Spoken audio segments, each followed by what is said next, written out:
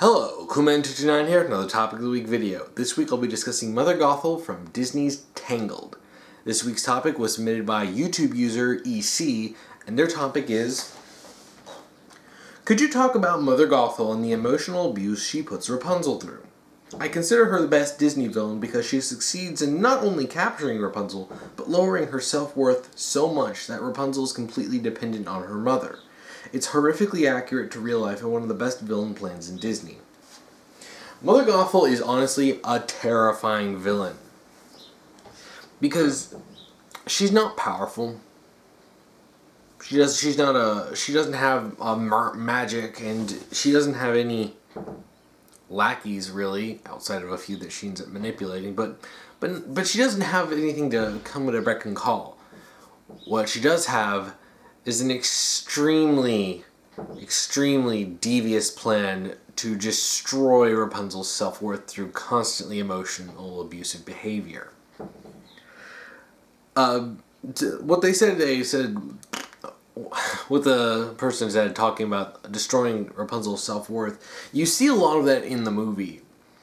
So many things, like when Rapunzel lifts up, Gothel for the first time in the movie, and she's like, is this hard? She's like, oh, it's not hard. And she's like, well, I don't know why you're taking so long.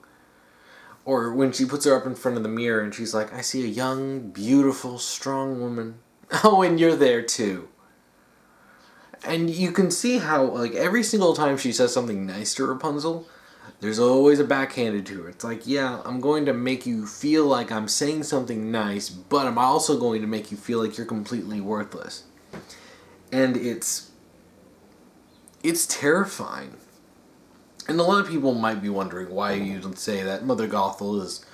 it's easy to understand why some people would hate Mother Gothel more than Maleficent, or Ursula, or Scar, like a bunch of other Disney villains.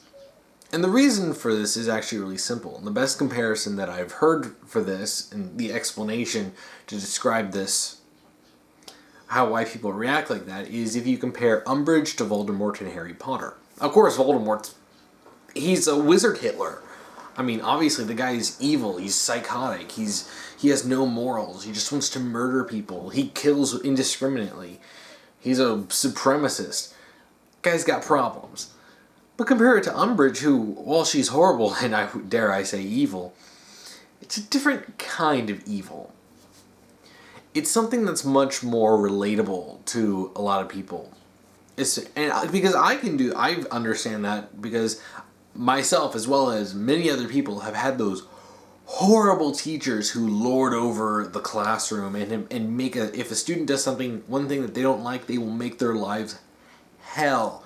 They will be petty and vengeful and horrible while acting like they're the superior one. And Umbridge is obviously an extreme of that, far more extreme than any teacher, even the worst teacher I've had. And that's what makes her so scary. It is something that a lot of people can relate to. Not a lot of people can relate to Wizard Hitler. Sure, yeah, everyone knows Hitler is evil, or, any kind of, mass murderer like that is evil, but you don't really... A lot of people don't feel any kind of personal connection to that. But when you have an evil teacher, yeah, a lot of people can understand that. And that's why a lot of people have a personal hatred for Umbridge that's much more severe than the hatred of Voldemort. Because Voldemort's very fantastic. Umbridge feels way too real. And that's the same thing with Mother Gothel. There are a lot of people who, and I've seen so many people talk about how Mother Gothel reminded them of emotional abuse that they've been put through. And that's really what makes Gothel so terrifying and brilliant as a villain in the story. Because, Disney could have just made Mother Gothel another, Maleficent, just an evil witch or something like that. But she's not. She kidnaps Rapunzel because she can't steal her hair, and treats Rapunzel as basically her slave, and keeping her in the tower by basically beating it into her head that you are worthless. You couldn't survive without me. You can't survive if you leave the tower. Just all her life, for 18 years. But she's done it in a way that makes it sound like she's the only one who can take care of her. You can't go out there. Those people out there, they will kill you. That's why you need to stay with me. I'll protect you because I love you. And it terrifies Rapunzel of the outside world, even though she's curious. But she can't feel bad about her because this is the only person that she knows. This is her mother, at least as far as she knew. And you see how like messed up Rapunzel is when she gets out and leaves the tower. And you have this sort of, it goes back and forth between her just screaming about how amazing it is. She's finally fulfilling the dream that she's had of leaving the tower and actually experiencing life outside of the little bitty bubble that she's been experiencing it in. And then it switches to her going, I'm the worst daughter ever, I'm horrible. And it goes back and forth because, yeah, she does feel happy because this is what she's wanted. All she wants to do is go and see the lanterns. But she's been brainwashed by Gothel to be, borderline just straight up subservient to her. So when she breaks that, it's terrifying for her. Oops.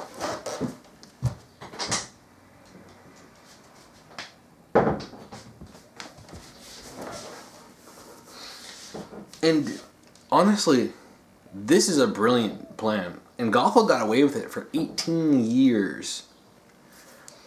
All she had to do was make Rapunzel terrified of anything but her. And you can really see this in the song Mother Knows Best when Gothel is singing. And you can see she's basically putting Rapunzel in constant situations that terrify her, scaring her constantly. But every single time, Rapunzel still runs to Gothel. And Gothel still terrifies her. She's just trying to terrify her into not going out. But Rapunzel is so messed up. She still runs to Gothel as her only, safe figure. Because Gothel's been spending almost 20 years using her as a tool. All she cares about is Rapunzel's hair. If Rapunzel didn't have magical hair, she wouldn't care. And you see this, and this is a brilliant detail that I saw pointed out, and I didn't notice this for years. Whenever she's being, kind to Rapunzel, you can see she's always paying attention to Rapunzel's hair. Holding the hair. If she's, stroking, how, parent will, pull hair out of their face. She's, always stroking the hair, and it's really subtle, honestly, and that's the brilliant part about it. If you really notice and you look at how she's interacting with Rapunzel, she gives the most care to Rapunzel's hair. Not Rapunzel herself, Rapunzel's hair. And it's really sick and disgusting how she treats Rapunzel. And the fact that Rapunzel is brainwashed by it is truly the terrifying thing. So many people go through emotional abuse, and there are a lot of people who've had emotionally abusive parents who can relate to that, and that makes it so much more terrifying and so much more real, is that this is something that someone in the real life could do. Oh yeah, not many people could gain magical powers to usurp a kingdom or something, but this, controlling a child by brainwashing them throughout their, life, that's dark. Disney's done some dark stuff before. And while this isn't a dark movie, Tangled does do that whole storyline with emotional abuse very well, because this is a really kind of dark topic to talk about. And since Disney generally has a lot of, positive parental figures outside of stuff like, the evil stepmother and Cinderella, you don't really see as much about this. In fact, this actually reminds me of Frollo treats Quasimodo in The Hunchback of Notre Dame, which is another movie that gets really, really dark. and that's really what makes villains like Gothel terrifying. And yeah, honestly, her plan was actually really smart from her point of view. She had to have Rapunzel. Without Rapunzel, she'd grow old and die, or she'd have to constantly go to the castle, and she might get away with that a few times, but she's not going to get away with that more than once or twice. So obviously she kidnaps Rapunzel, she raises her as her own child, while basically by methodically making sure that she only understands that the outside world is bad, but in the tower with Gothel is good, because she'll protect her. And constantly making sure that she's beating down her self-esteem at every turn so that she doesn't feel confident enough to defy her. And it takes throughout almost the entire movie for her to do that. For her to work up the courage to do that.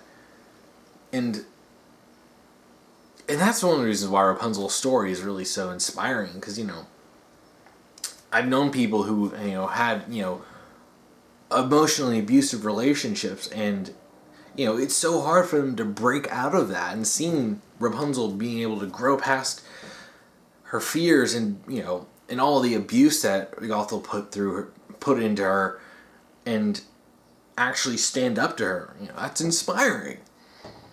And just, yeah.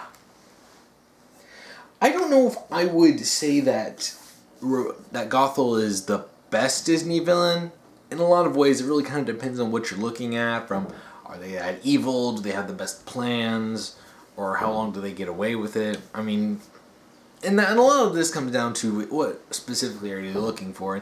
In terms of years of success, the fact that Gothel got away with this for 18 years is mighty impressive. The fact that she had Rapunzel wrapped around her finger. If it wasn't for Flynn coming in and disrupting the status quo, Rapunzel might never have left. She might have at some point, but Flynn, bursting in and shattering, what she knew as the world, especially since she's been told that, there are monsters everywhere, and she sees him and she's like, he's not a monster. Of course, that's the plot of the movie. That was the catalyst. But yeah, Gothel is certainly a fantastic villain, and one that doesn't need to be, to kill a bunch of people or use a lot of magic or even have a big, wide sweeping plan, because their plan is entirely personal. It's literally contained to that tower. Keep Rapunzel there and, use her hair to stay young, like she had been for, centuries, probably. So, yeah, I mean, she's a great villain. And it really kind of depends on what you're looking for and subjective of what you find interesting in a villain to say what the best villain is. So, yeah. But yeah, I can definitely see why they would see that it's one of the best plans that a villain has had in a Disney movie. Because, to be honest, it kind of is. But yeah, I think that's really that's all about it. I mean, you can look up a lot of other people. A lot of people have done talks and discussions about Mother Gothel, and a lot of breakdowns on her emotionally abusive behavior. And I have found looking up this stuff very interesting. So if you want to hear more about it, you can search on Google. Just Mother Gothel Tangled and all the abuse she put Rapunzel through, and just how terrifying, and a lot of the subtle things in the movie, because Tangled is a fantastic movie. I love that movie so much. One of my favorite Disney movies. Anyway, I'm rambling. That's it for this week's topic.